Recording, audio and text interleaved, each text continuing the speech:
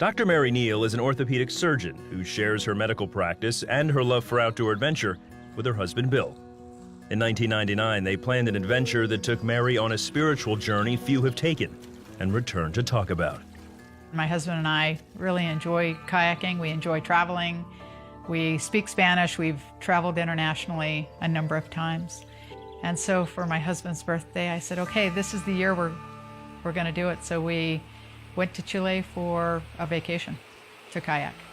After a week of kayaking, Bill sat out the final day with a sore back. Mary and the rest of their group kayaked through a treacherous stretch of the river. This is a section of river that's very well known for its waterfalls. These are drops of 10 to 15 feet, 20 feet maybe, which for an experienced kayaker is not a crazy thing. I went over the main drop, and as I crested over the drop, I could see the tremendous turbulence and tremendous volume. And as I hit the bottom of the drop, the front end of my boat became pinned. I and my boat were immediately and completely submerged. The volume and force of the water was such that I was absolutely pressed to the front deck of the boat. And I couldn't move my arms even back far enough to reach my spray skirt, let alone push myself out. Mary was stuck. The only thing she could do was pray. I very sincerely asked that God's will be done, and I meant it. I didn't say, oh, please come and save me. I really meant it. I asked for God's will to be done, and at the moment I asked that, I was overcome by a very physical sensation of being held and comforted and reassured that everything was fine, that my husband would be fine, my 4 young children would be fine, regardless of whether I lived or died. And I believe that Christ was holding me when I was still in the boat and was the one reassuring me. After several minutes of searching, the group leaders realized Mary was trapped under the falls. They came out on the rocks and they kept trying to get to the boat, but the force and the volume of the water was such that they just kept being flushed through. I mean, they just couldn't get to me. At one point, they sort of recognized that it was really turning into body recovery, not so much of a rescue.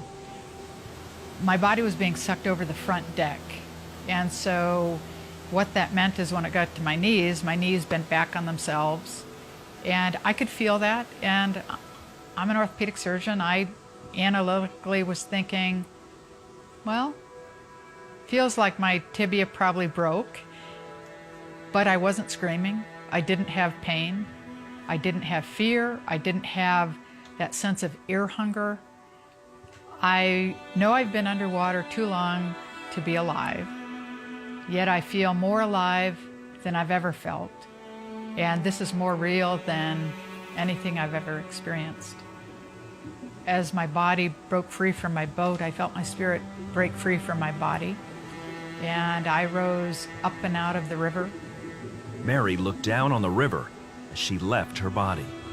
Then, she was met by a group of heavenly beings. They were absolutely overjoyed to see me and greet me, and I them.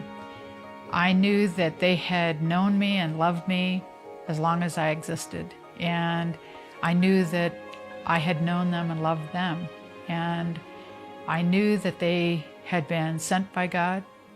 They began taking me down this exceptionally beautiful path that was brilliant, and they were taking me toward this great domed structure of sorts that not only was exploding with beauty and color, but it was exploding with this absolute love of God that was beyond anything I could ever describe or ever truly explain.